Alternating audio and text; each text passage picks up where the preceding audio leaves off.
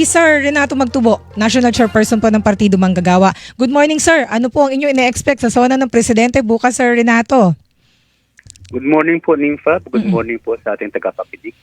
Yes, sir. Ang ina-expect po namin ay isang policy statement sana ng Presidente para i-address yung tatlong importanteng kalagayan ng mga manggagawa. Una dito yung kababaan ng sweldo. Pangalawa, kakulangan ng regular na trabaho. At pangatlo, yung pagtaasan ng presyo ng mga bilihin kung kaya't ang inuuwing kita hindi sapat para tustusan yung gastusin ng pamilya. Kaya po kami nananawagan na sana ito ay may address sa State of the Nation address ni Pangulong BBM bukas.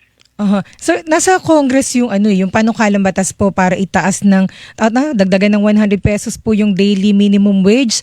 Kaya lang nasa Kamara ho yun, sa Senado ho approve na. Yan po kasama ba sa panawagan ninyo sa presidente na pakilusin po o kalampagin yung mga kaalyado para ho yan ay maipasa? Kasi Opo. sa ngayon po ang direksyon ng administrasyon is wage boards pa rin po inaasa yung pong pagpapabigay ng aumento sa workers. Hindi na natin naaasahan yung wage board kasi for the past 35 years, barya-baryang aumento ang natatanggap ng mga manggagawa dyan. So kami ay mauobliga na itulak talaga ang pagpasa ng 150 pesos pataas sa lower house, House of Representatives. Kaya ang panawagan namin sa SONA, kami ay magkakaroon ng pagkilos. President BBM is-certify mo ng urgent ang mga wage bills sa Kongreso at sa kay Speaker Romualdez na ipasa na.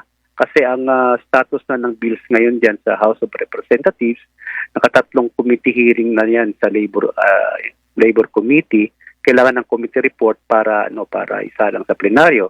So para mapabilis yung proseso, magandang i-certify urgent ng Presidente at itulak na ng Speaker of the House para ma-deliberate yan sa session, sa plenary session, para magkaroon ng version yung House of Representatives din.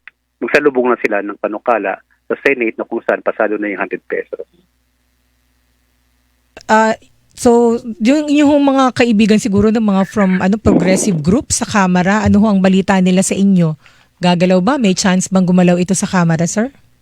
Actually, hinihintay na lang talaga ang galaw ng chairman ng Committee on Labor and Employment, ang galaw ng Speaker of the House. Kasi sa committee level, malawak na yung suporta para sa 150 pesos sa across-the-board wage increase. 150. At sa tingin namin, sa more than 300 members of the House at yung mga principal authors ng legislative wage hike bills, ay makakamit namin yung mayorya. So kung baga kailangan na lang talaga ng aktibong pagtutulak ng Committee on Labor Chair, si Congressman Nograles, para magkaroon ng committee report, then isalang na sa plenaryo for discussion sa pamamagitan naman ng pagtutulak ni Speaker Romualdez. At kung merong certification as urgent bill ang Presidente, ay isang araw lang yan mapapasa kagad. Tapos yung sabi ninyo na dapat yung regular na trabaho sa ating mga manggagawa, kasama ba sa inyong panawagan na Opo, kasi yan matagal ng recommendation ng ILO, High Level Tripartite Mission, na mga nakamimbing panukala para magkaroon ng freedom of association ng mga manggagawa. Kasama doon yung security of tenure bill na nakabimbing pa rin sa Kongreso. So yun, kasama sa tulak dapat yan. Isang polisiya dapat ng gobyerno natin ay employment through direct hiring, hindi yung employment through manpower agency, sapagkat hindi nare-regular yung mga manggagawa dyan. At, ang masakla pa, sir, sa gobyerno mismo, ang daming mga contractual, di ba? Opo. Mga job order, yun, casual, na matagal ng panahon ay necessary, desirable naman yung kanilang trabaho sa mga agencies sa department, pero lagi silang dinideklaran na walang employee-employee relationship. So, isa din yan na dapat i-address ng ating gobyerno. Ayun, opo. And then sir, ano po ang balak ng inyong grupo bukas? Kayo ho ay may mga kilos protesta? Saan ho kayo makikita Meron bukas? Meron po kaming pagtitipon sa ilalim ng National Wage Coalition.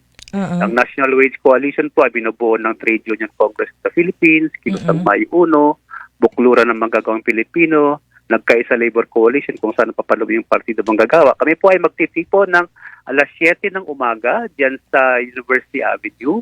Then we will have a program hanggang 9 o'clock. Then we will march papunta po sa Commonwealth. At sisikapin namin na maging mahusay yung masinop at mapayapa yung marcha. Nang sa ganon, ay mailahad namin yung aming panawagan na BBM, certify mo ng urgent, Speaker Romualdez, ipasa mo na ang mga legislative wage hike sa Kongreso. Ayun, sir. Ano po ba, makakaasa naman ho ba yung ating mga kababayan na wala hong walang magiging gulo doon po sa inyong rally? Untoward incident. Walang untoward Kami po ay incident. nagpaalam na.